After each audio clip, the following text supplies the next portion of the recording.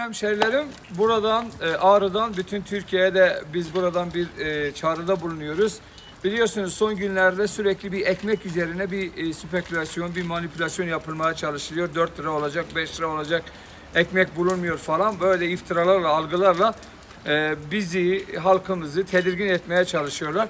Biz Ağrı Belediyesi olarak bugünden itibaren yarın piyasada olacak şekilde 1.4 ile ekmeğimizi satışa sunuyoruz. Dolayısıyla bütün vatandaşlarımız, Ağrı'daki vatandaşlarımız, belki de Türkiye'nin en ucuz ekmeği diyebiliriz. Ağrı'da ekmek 1.4, yani eski parayla 1400 liraya satılacak. Dolayısıyla herhangi bir korku, bir tedirginlik olmasın. Ekmek bizim için kutsaldır. Halkımız için, hepimiz için elimizden geleni yapıyoruz. Yapmaya da devam edeceğiz. Bugün, yarından itibaren bütün marketlere de vereceğiz. Yaklaşık 100.000 ekmeğimizi, ihtiyaç olursa daha da çok kapasiteyi artırabiliriz. Ağrı'da ekmek 1.4, yani eski parayla 1400 liraya satışa sunacaktır. Buradan bütün Ağrılılara, kardeşlerime bu müjdeyi vermek istedim. Dolayısıyla ekmek sıkıntımız da yok. Herhangi bir sıkıntı da söz konusu değil. Fırınımız çalışmaya başladı. Daha hızlı bir şekilde, daha kapasiteli bir şekilde çalışacak. En ucuz ulaşım Ağrı'daydı. Zannedersem en ucuz ekmek de Ağrı'da olacak.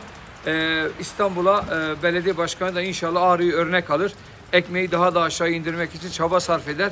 Milleti korkutmak için, tedirginlik yaratmak için 4-5 liralık fiyatlardan bahsetmez. İstanbul halk ekmek eğer bizim maliyetlerimizde üretemiyorsa biz ekmek üretip oraya gönderelim diyeceğiz ama ayıp olacak. Biz Ağrılı kardeşlerimize 1.4 ile ekmek satışına devam edeceğiz. Herkese afiyet olsun. Ekmek bizim için kutsaldır. Caddelerde, sokaklarda ekmek ucuza satılacak. Tamam babacığım? Hadi hep birlikte, en güzel ekmek Ağrı'nın ekmeğidir. En ucuz fiyat Ağrı'da. Biz bu ekmeği inşallah yarından itibaren bütün bizim marketlerde, tezgahlarda ve isteyen vatandaşlarımızın büfelerimiz, kaç tane büfemiz var? 15. 15 tane büfede de bu ekmeklerimiz satılacak. 1.4 ile Fethah Bey, unutma, 1.4 ile ekmeği satışa sunuyoruz. Tekrar afiyet olsun, Ağrılara hayırlı uğurlu olsun. Halkın belediyesi halkın yanındadır, halkımızın yanındadır. İhtiyaçları olduğu her noktada Ağrı Belediyesi olarak varız, el ele vereceğiz. Başka ülkemiz yok, başka Türkiye yok, başka Ağrı yok. Birlikte bütün sorunları, problemleri çözeceğiz. Düşmanlar boşu boşuna sevilmesin. Türkiye'nin ekmeği de var, stoğu da var, unu da var, buğdası da var. Türkiye'nin her şeyi var.